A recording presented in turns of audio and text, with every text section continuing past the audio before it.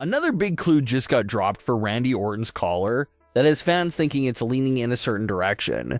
We'll also check out how this could be affecting Cody and others. Starting things off with everything new for Randy Orton, because the March 20th edition of Smackdown was a great episode for him that featured a heavy amount of amazing screen time for Randy. Randy walked his way to the ring in his same marked up shirt from last week when he attacked Cody Rhodes. It seemed like a very heelish entrance for Randy in terms of his interactions with the crowd. Randy wasn't high-fiving any of the ringside fans and just ignored them during his walk to the ring. Randy sat down in the ring and explained his actions. He touched on how he did love when the fans sang his theme song. He loved giving out high fives and interacting with the fans, how it put a smile on his face.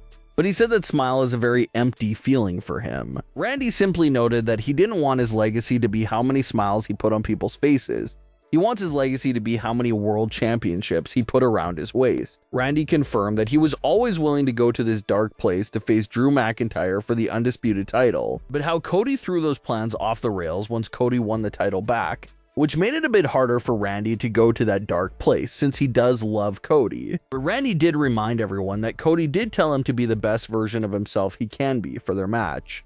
So Randy went through with his original plans of entering a more dark and evil mindset for this WrestleMania match. Randy closed out his promo by referencing some of the lyrics to his theme song. He said how the voices in his head counsel him, how they understand him, and how they told him he's going to defeat Cody Rhodes for the undisputed title at WrestleMania 42.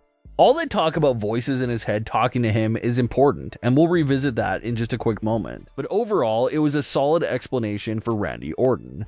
It was a refreshing heel turn promo. Randy didn't just blame the fans for everything like every other person does when they turn heel. Instead, Randy actually made mention that he did love all the fan interactions. His main issue was that putting smiles on people's faces doesn't add anything to his legacy. It's an empty feeling. He knows that championships are the main things that will continue to grow his legacy, so that's what he's now focused on. He's putting the world championships ahead of his relationship with the fans, and the fans don't really seem to mind it.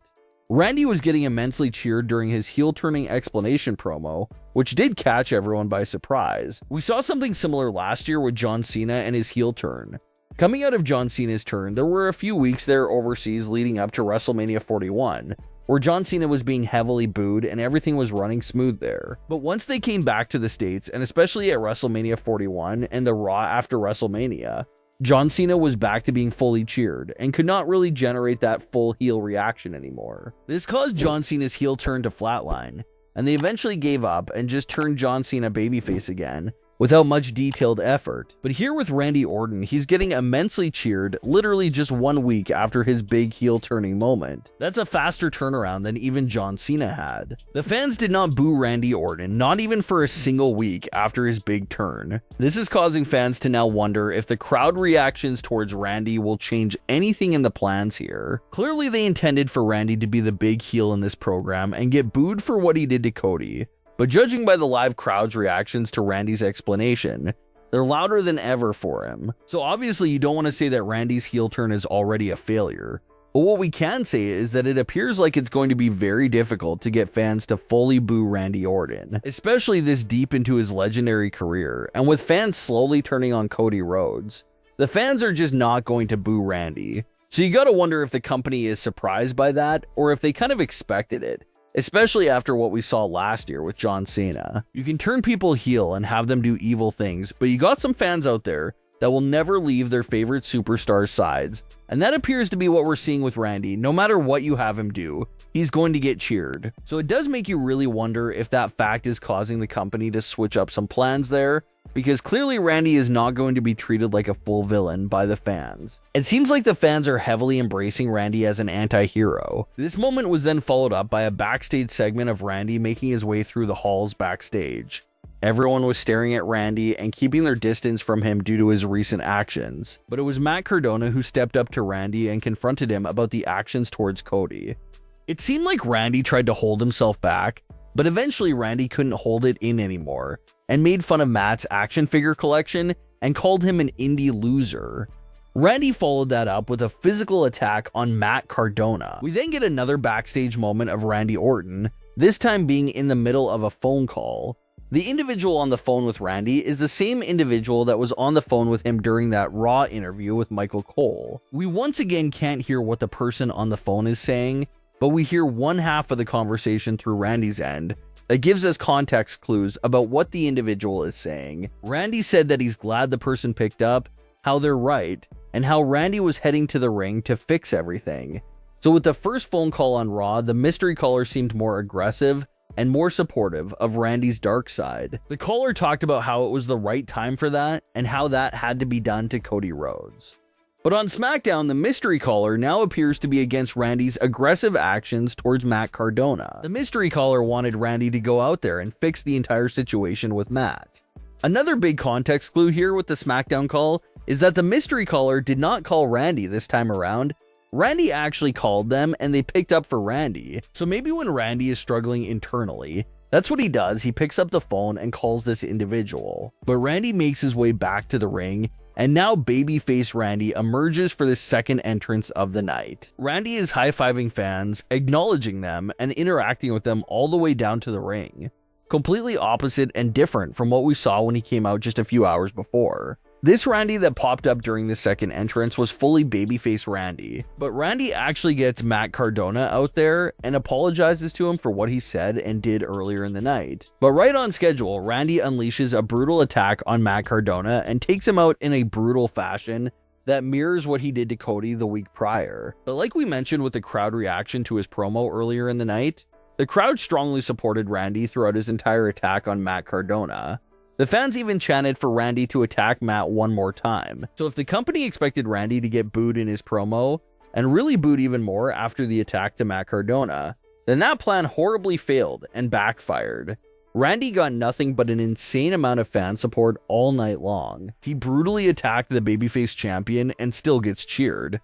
He attacks an innocent babyface character like Matt Cardona, and he still gets cheered. The fans even chant for more damage to be done to Matt. So in that case, it's a weird situation, but it appears clear that there's nothing they can do to fully turn Randy heel again. You can have him take out all the baby faces, but the fans love him and they're going to cheer for him. So it's interesting to see if that fact will cause some pivots to the plans, because if the fan reactions stay like this for Randy, then he doesn't appear to be fully in the heel role. He'll be more in that tweener and anti-hero role going forward. But let's revisit the entire mystery caller situation and those new hints there. What's the big community assumption right now for when it comes to Randy's mystery caller? Well, fans feel like they're going down the shocking cheap twist route for this, and how Randy is just talking to himself on the phone. It's a possibility we discussed earlier in the week, and we mostly shot it down for being too cheap of a twist and questioning how well the execution would be handled by this regime, especially since they have this tendency to abandon storylines and not fully commit to them at times. So that worried us about the whole shocking reveal being that Randy was talking to himself. We mentioned earlier in the week how this does feel like something they would do, but would it be pulled off right so that it doesn't feel cheap? That's been the big burning question. But we heard it there at the end of his promo earlier in the night. Randy fully mentioned all the voices he was hearing in his head and all the things they were telling him to do. Then just a few moments later, we see Randy Orton speaking on the phone backstage with someone apparently telling him something to do. So you can argue that the voice Randy was hearing was his own. It surely seems possible. And just look at the final segment of the night. Randy's character is clearly troubled in the head and mentally unstable at the moment.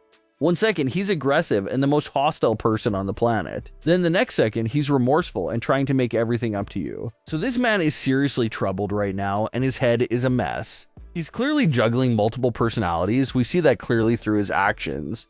One entrance, he's ignoring the fans and acting like they're not there.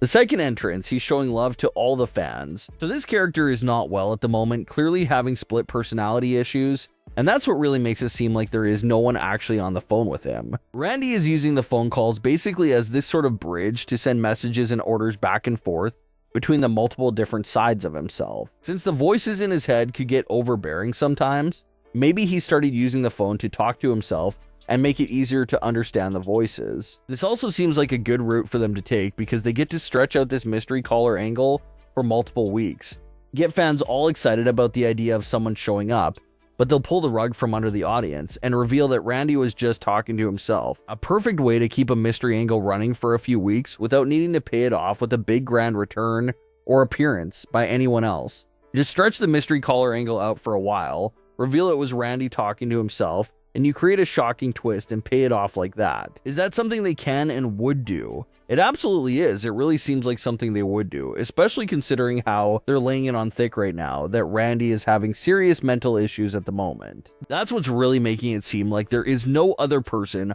on the other side of that phone call. It's something that Randy has created in his head to cope with his recent actions and all the thoughts that are running through his mind.